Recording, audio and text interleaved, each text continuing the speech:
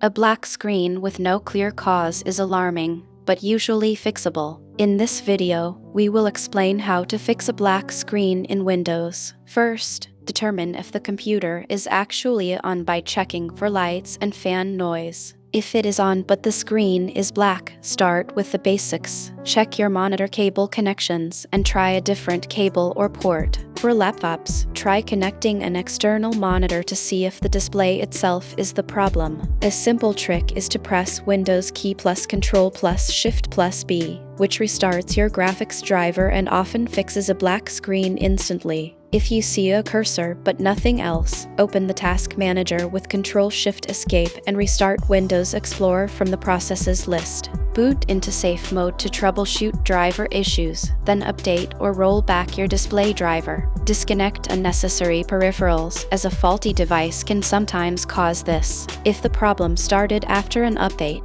uninstalling it may help. Working through these steps calmly resolves most black screen issues, restoring your display without needing professional repair in the vast majority of cases.